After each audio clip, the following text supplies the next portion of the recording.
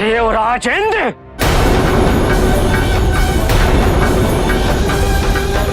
क्या हुआ स्वामी?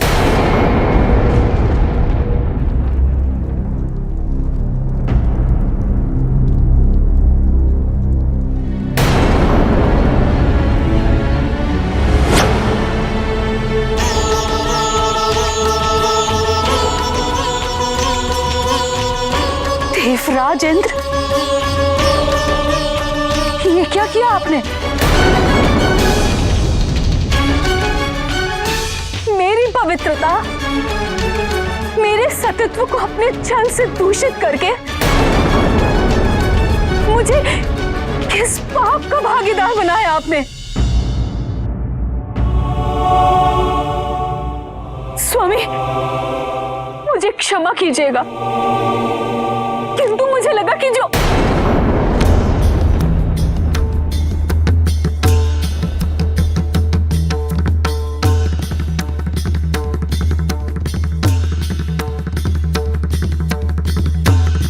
बहुत घमंड है ना तुम्हें अपनी सुंदरता पे देवराज।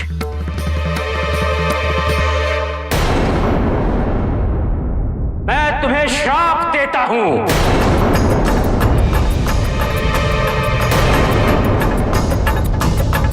पौरुषत्वहीन एवं रूप हो जाओगे।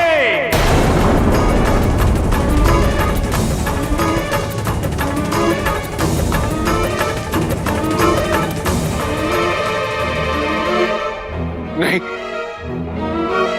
मुझे क्षमा कर दे ऋषिवर, मुझसे दुस्साहस हो गया। ऋषिवर, मैं स्वर्ग का राजा हूं। यदि मैं पुरुषत्वहीन एवं कुरूप हो जाऊंगा तो मुझसे मेरा सिंहासन भी छिन जाएगा। मुझे क्षमा कर दे और कृपया करके अपना श्राप वापस ले लें।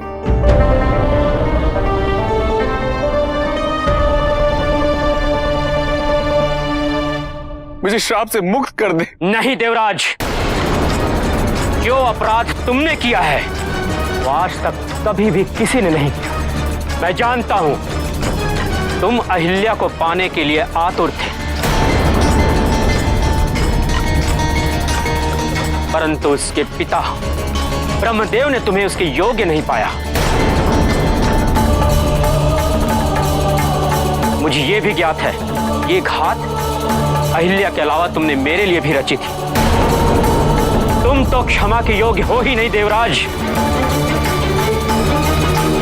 यदि तुमसे देवराज इंद्र की उपाधि छीन ली जाती है तो इसमें कुछ भी अनुचित नहीं होगा।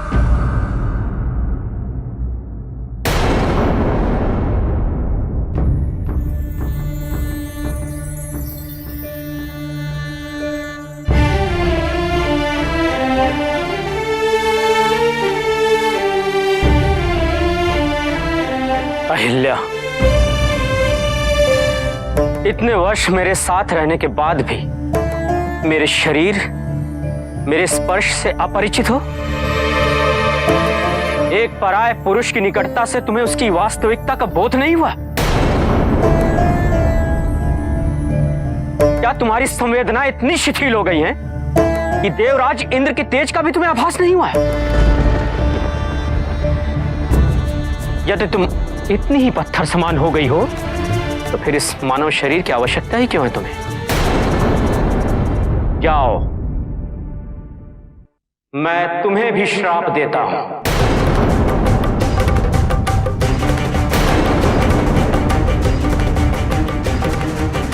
तुम पत्थर की बन जाओगी।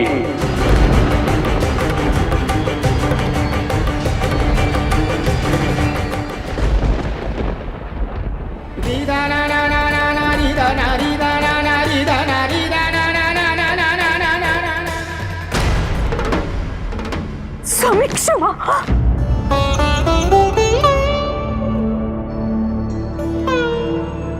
तो मेरा दोष क्या है स्वामी, जो आप मुझे पत्थर बनने का श्राप दे रहे हैं, अपने आप से पृथक होने का श्राप दे रहे हैं स्वामी? मैंने आज तक कभी भी अपनी पवित्रता को भंग नहीं होने दिया।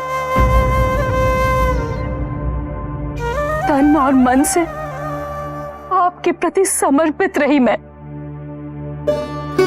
अपने दाम्पत्य की मर्यादाओं का कभी भी उल्लंघन नहीं किया मैंने स्वामी।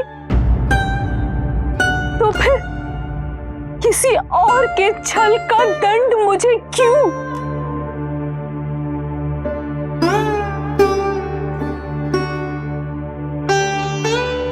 यदि आपको लगता है कि यही उचित है और यही मेरा प्रायश्चित है, तो मैं इसे सहर्ष स्वीकार करती।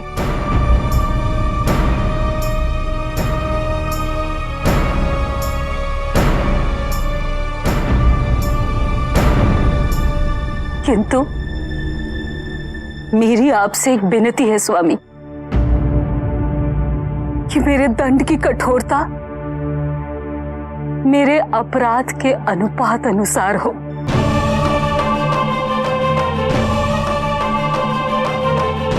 ठीक है, इस श्राप का अंत तभी संभव है जब स्वयं भगवान विष्णु दशरथ पुत्र राम का अवतार लेकर यहां पधारेंगे।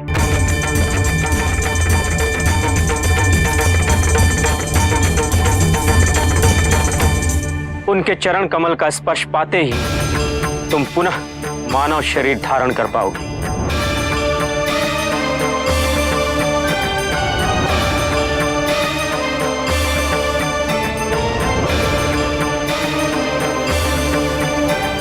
शिवर,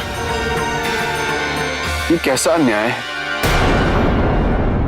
आपने अहिल्या को श्राप मुक्त होने का मार्ग तो बता दिया, किंतु मेरे साथ ये पक्षपात क्यों? सिद्धियों के मार्ग में शुभ की ओर अग्रसर इस संसार में तुमने एक ऐसा दुष्कृत्य किया है जिससे एक अशुभ स्थिति उत्पन्न हो गई है। तुम्हें इससे मुक्ति दिलाने हेतु किसी महाशुभकारी, विघ्न विनाशक, मंगलकारी को ही आना पड़ेगा।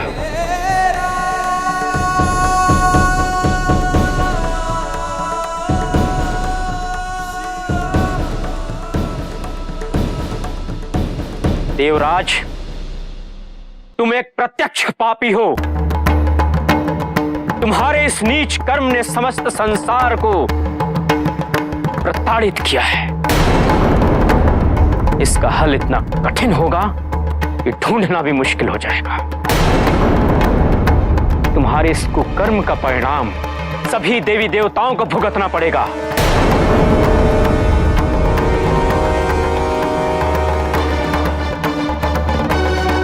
जाओ देवराज, चले जाओ यहां से। न्याय अन्याय का तर्क तुम्हारे मुख से शोभा नहीं देता। एवं वैसे भी तुम मेरे दोषी नहीं, पुरुष एवं प्रकृति के दोषी हो। अहिल्या का अपमान करके तुमने आदि शक्ति का अपमान किया है। अब आदि शक्ति ही तुम्हें श्राप से मुक्ति दिलाएंगी। जाओ, चले जाओ।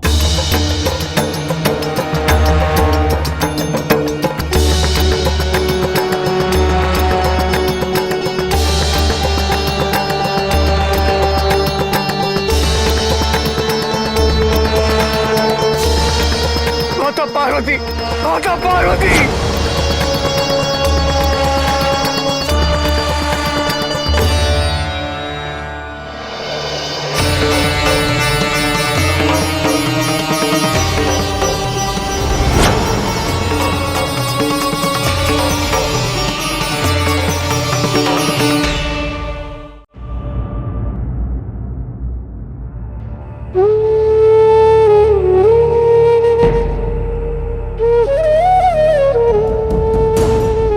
विचलित क्यों हो रहे हैं?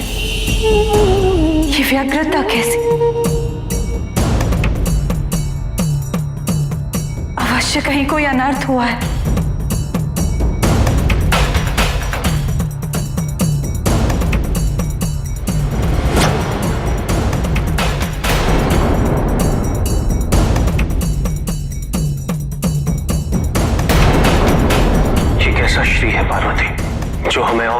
दूषित करते जा रहा है। मैं तुम्हें श्राप देता हूं, पौरुषत्वहीन एवं कुरूप हो जाओगे। तुम पत्थर की बन जाओगी। न्याय के रचयिता ऋषि गौतम स्वयं न्याय का पालन नहीं कर सकेंगे। माता, माता, माता, माता।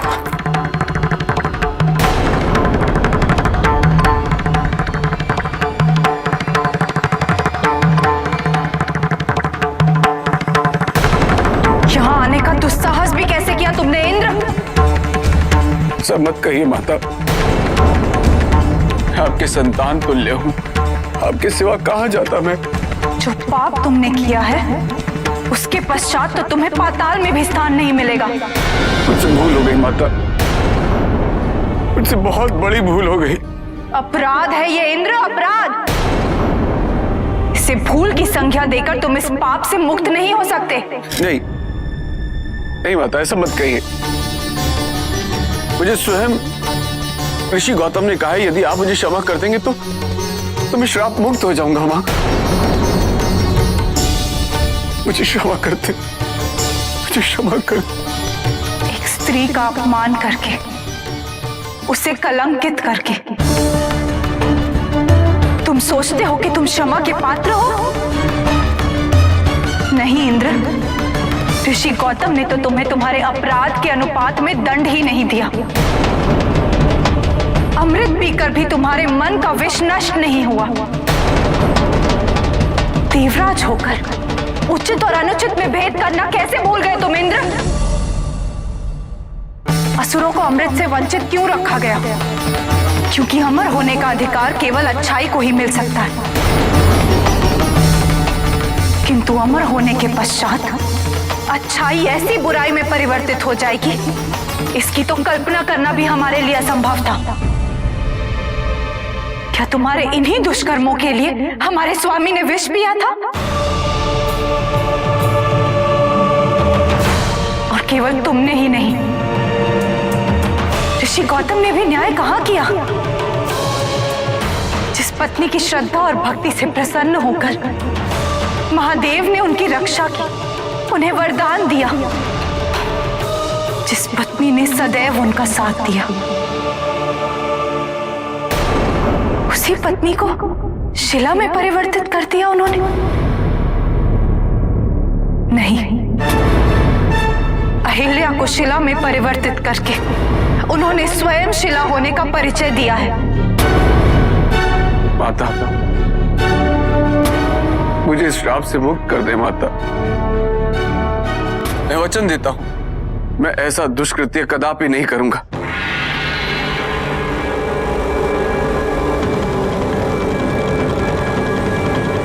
जो दुष्कृत्य तुम कर चुके हो,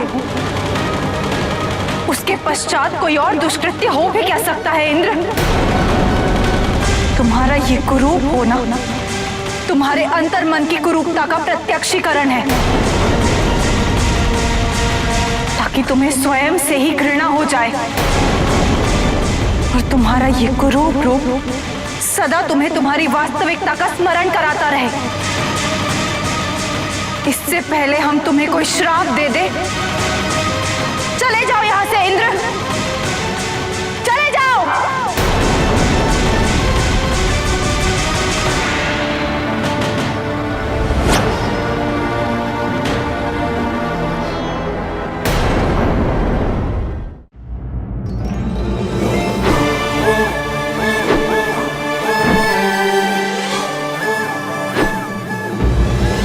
मैं यहाँ जिस उद्देश्य हेतु भेजी गई थी, सेनापति मुर्गन से वो तथ्य मैंने अभी तक गुप्त रखा है। मैं उनसे कहूँ भी तो कैसे? कहीं मेरा सत्य जानने के पश्चात वो मेरे प्रेम पे विश्वास ही ना करे। अरे अपने मन में अपनी भावनाएं तो कायर छुपाते हैं, और तुम कायर नहीं हो। कार्तिकेय लंबे समय के लिए चला जाएगा। यदि तुम चाहती हो कि वो तुम्हारे पास आए, तो तुम्हें उसका अभियान के लिए जाना स्थगित करना होगा। यदि तुम्हारे प्रेम ने कार्तिकेय को नहीं रोका तो उसकी विरह तुम्हारा दंड होगा, और यदि रोक लिया तो कार्तिकेय का प्रेम तुम्हारा पारितोषिक होगा।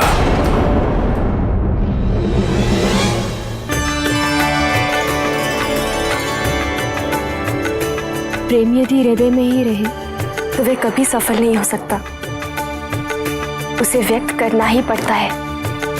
जी, मैं कुछ समझी नहीं। सेनापति मुर्गन से प्रेम करती हो, ये बात वो भी जानते हैं। उनके प्रति तुम्हारी भावनाओं की चर्चा मैंने उनसे की थी। क्या कहा उन्होंने? ये बात तुम स्वयं उनसे क्यों नहीं पूछ लेती? मैं सेनापति मुर्गन को जानती हूँ, वो स्वयं कभी तुमसे इस विषय पे बात नहीं कर पाएंगे, इसीलिए पहल तुम्हें ही करनी पड़ेगी।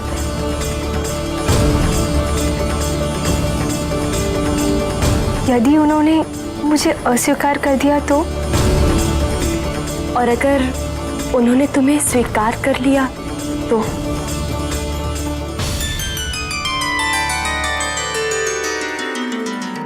ओम नमः शिवाय, ओम नमः शिवाय।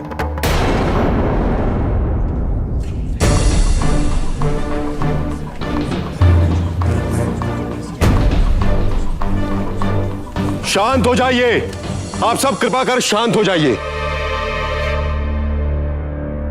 जिन कठिन परिस्थितियों का सामना आज संसार को करना पड़ रहा है, यदि शीघ्र ही उसका समाधान न किया गया तो अनर्थ हो जाएगा। किंतु गुरुदेव, देवराज की अनुपस्थिति में सभापति कौन होगा?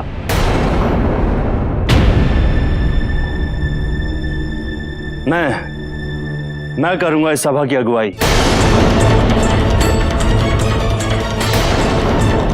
किंतु आप में वो कौन सी विशेषता है जिसके कारण हम आपको देवराज के स्थान पर बैठने दें? अग्निदेव, मेरे अभाव में संसार अंधकार में डूब जाएगा। ना ही पुष्प खिलेंगे, ना ही अन्न उगेगा।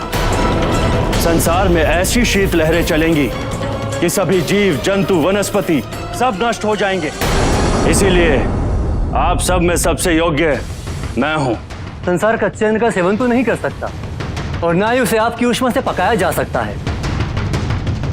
ये कार्य केवल अग्नि से ही संभव है, इसलिए मेरी भूमिका अधिक महत्वपूर्ण है। यदि यही तर्क है तो मेरी भूमिका आप दोनों से सर्वश्रेष्ठ है।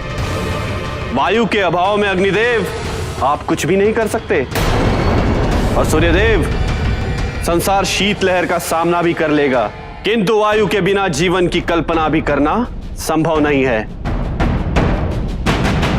इसलिए गुरुदेव, देवराज के स्थान पर बैठने का अधिकार मुझे होना चाहिए। मैं सबसे अधिक योग्य हूं। योग्यता मेरे अंदर है। शांत हो जाइए।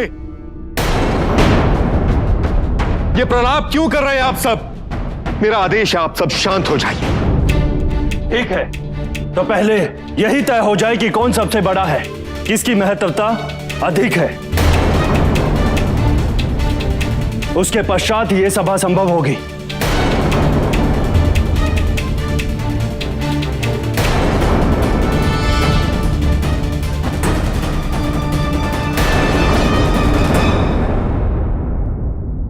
ये कैसे देवता है जिन कार्यों के निष्पादन हेतु इन्हें नियुक्त किया गया है, एक उसी पर चर्चा करना इन्हें स्वीकार्य नहीं।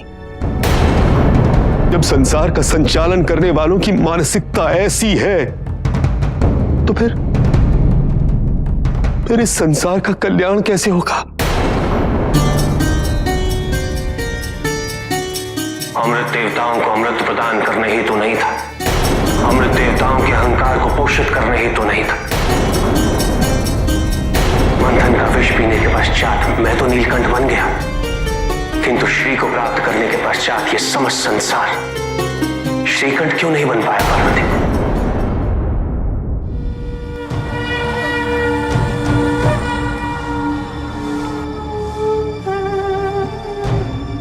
केवल मेरी ही नहीं, तुम्हारी भी तपस्या का आरंभ हो चुका है पार्वती। हम दोनों अपने उस लक्ष्य की ओर निरंतर अग्रसर हैं। इसका शुभ परिणाम अति शीघ्र संसार के समक्ष होगा।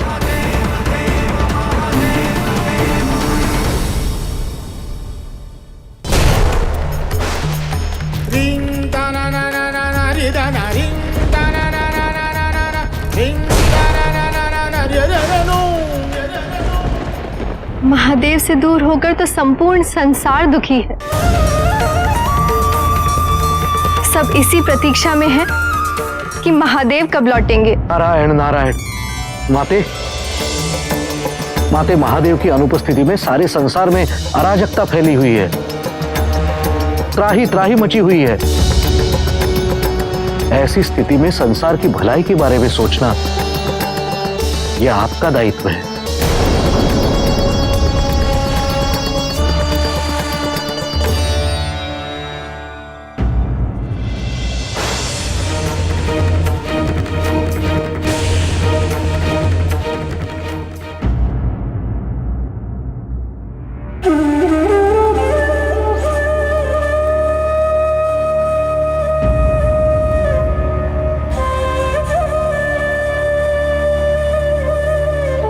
माता, प्रभु कब लौटेंगे? ऋषिगण कई बार आकर निराश होकर लौट चुके हैं।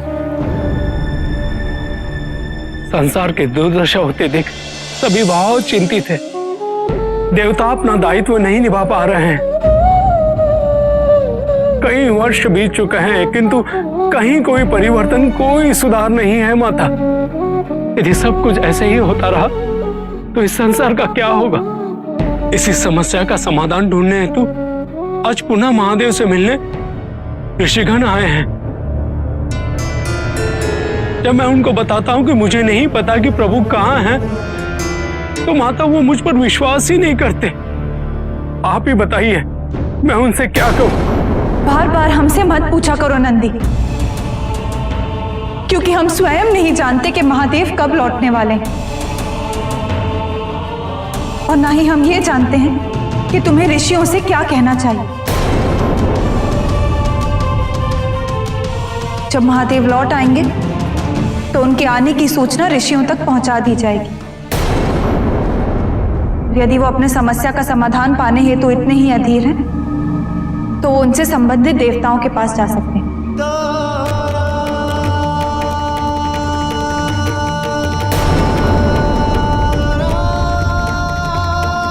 मैं जानता हूं माता, इतने लंबे समय तक प्रभु से दूर होना ही आपकी व्यग्रता का कारण है।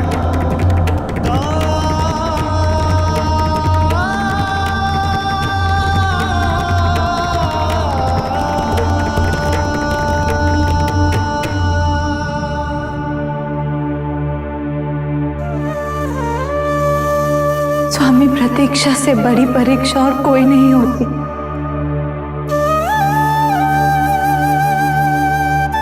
न जाने आप कब लौटेंगे।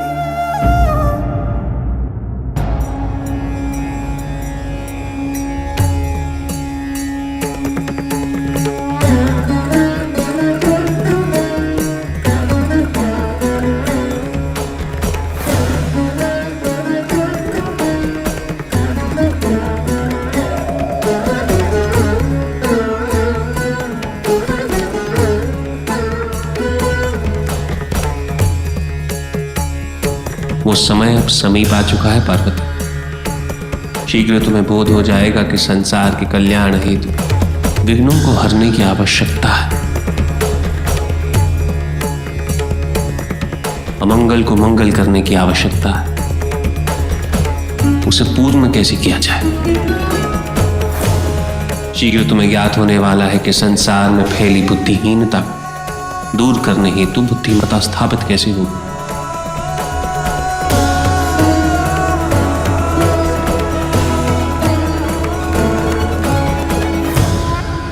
प्रभु, महादेव को एकांतवास में गए बहुत समय बीत चुका है।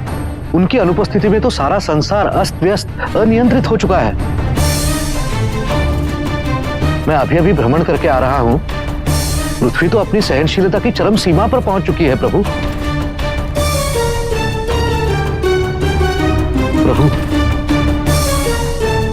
यदि कोई उपाय शीघ्र नहीं ढूंढा गया तो अनर्थ हो सकता है। चिंता मत करो नारद।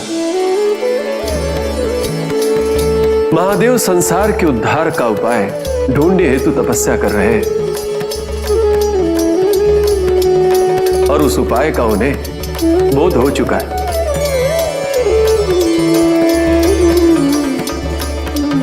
और शीघ्र ही देवी पार्वती को भी उस उपाय का बोध हो जाएगा।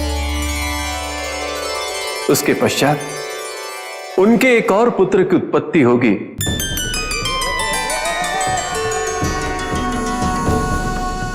यही पुत्र इस संसार में संतुलन स्थापित करेगा। यही पुत्र इस संसार से शुभ के अभाव को दूर करेगा। वही दिलाएगा संसार को सभी विघ्नों से मुक्ति। किंतु पिताश्री, इस बात का बोध माता पार्वती को होगा कैसे?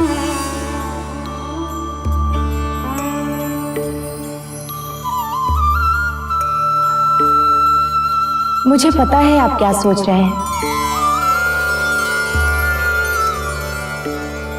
मैं जाऊंगी देवी पार्वती के पास।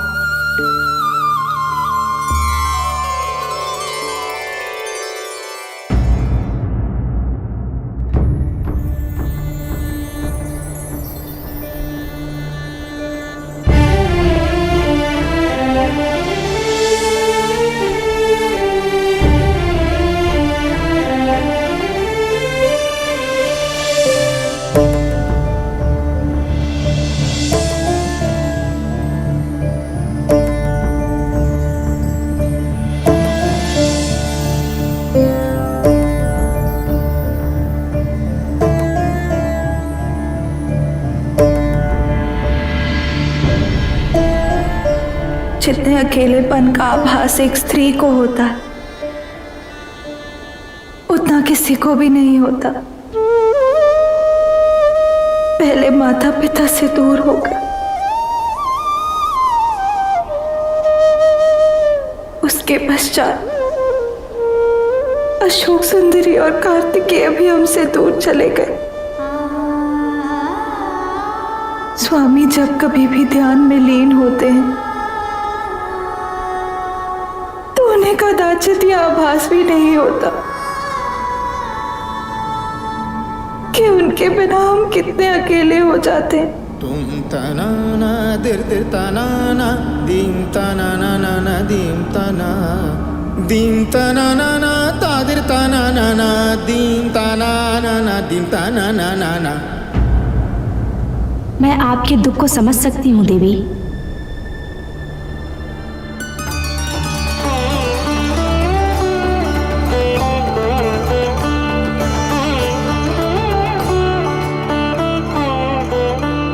सब अपने अपने उद्देश्य की पूर्ति हेतु चले जाते हैं, किंतु एक स्त्री का उद्देश्य तो उसका परिवार होता है। वो पीछे रह जाती है, अपनी जीवन की व्यर्थता पर विचार करती। किंतु अब तो समस्त संसार का सुख लौटाने हेतु आपके पुत्र का आगमन होने वाला है।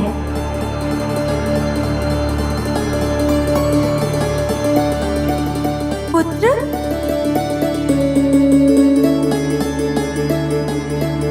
कार्तिकेय कैलाश वापस लौट रहा है? नहीं। तो फिर आपको पुनः मातृत्व का सुख प्राप्त होने वाला है।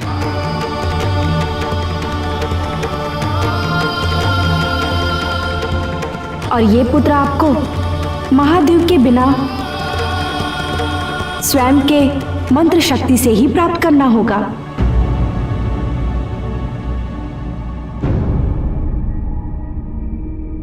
नहीं, हमारे लिए ये संभव नहीं होगा। क्यों संभव नहीं होगा देवी? संतान की उत्पत्ति का प्रश्न नहीं है देवी। हमारे भाग्य में संतान तो है, किंतु संतान का सानिध्य नहीं। 2 बार अपनी संतान से वियोग का कष्ट सह चुके हैं। अब पुनः ऐसा करना हमारे लिए संभव नहीं होगा। जन्म के पूर्व माँ के विचारों का संतान पर गहन प्रभाव पड़ता है देवी। और यदि आदि शक्ति ये संकल्प ले कि उनकी संतान उनसे कभी दूर ना हो, तो ऐसा ही होगा।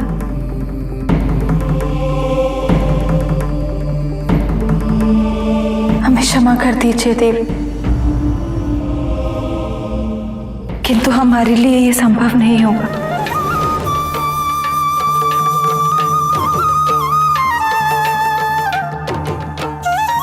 ठीक है, जैसी आपकी इच्छा, किंतु मैं इतना अवश्य जानती हूं कि ये पुत्र आपकी ही नहीं अपितु समस्त संसार के दुखों को हरने में सक्षम होगा।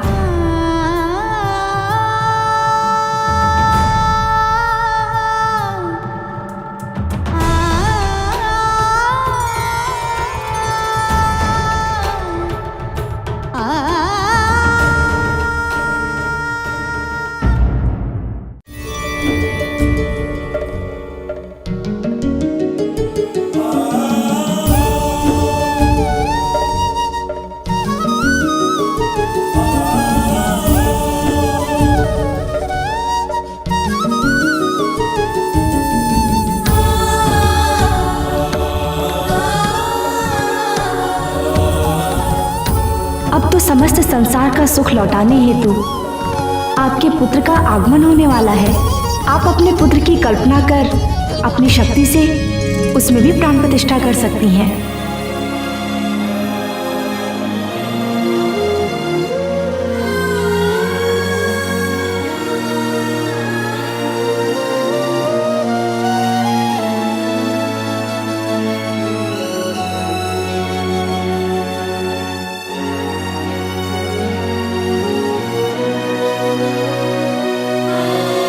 सारे संसार में अराजकता फैली हुई है। ऐसी स्थिति में संसार की भलाई के बारे में सोचना यह आपका दायित्व है।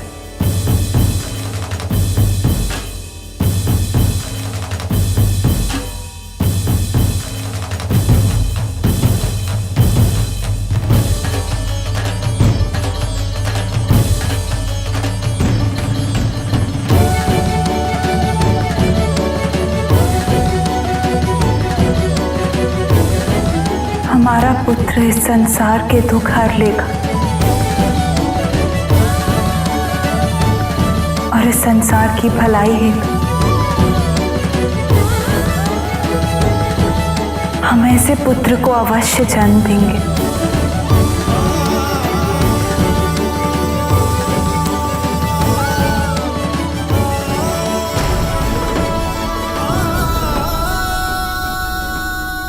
स्वामी,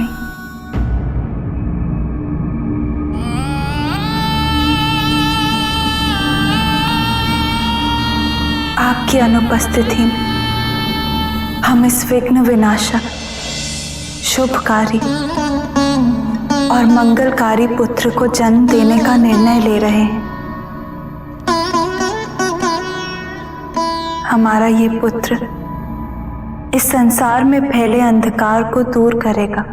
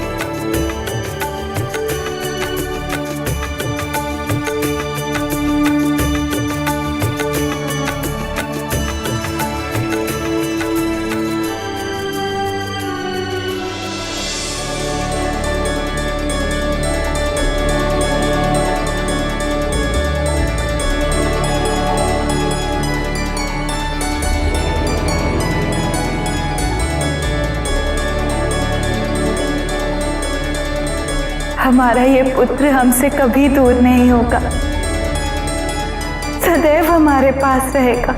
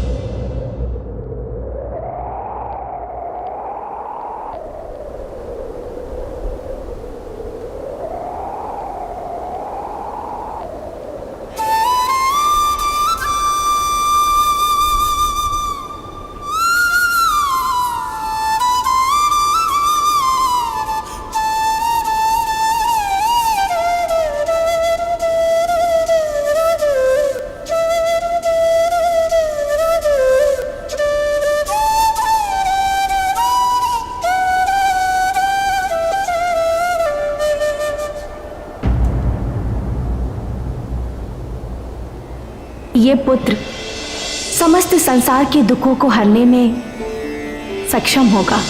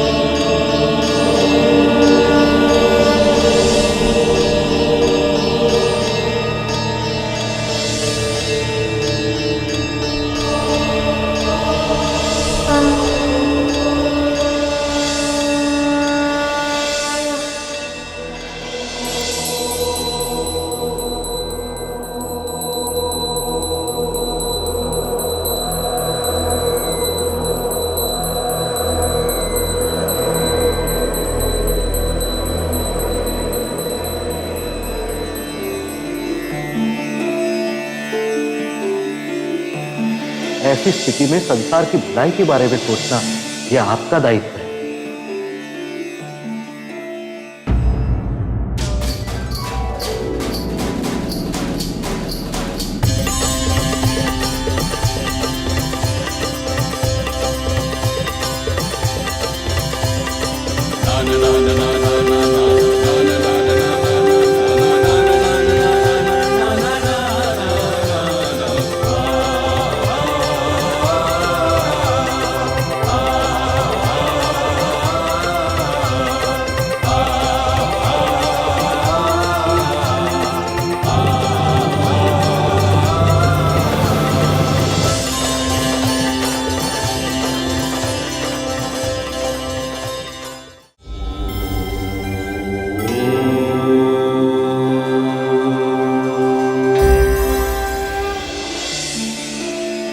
ये विकृति शुभता के पश्चात ही दूर होगी, किंतु उसके लिए मेरा प्रयास पर्याप्त नहीं।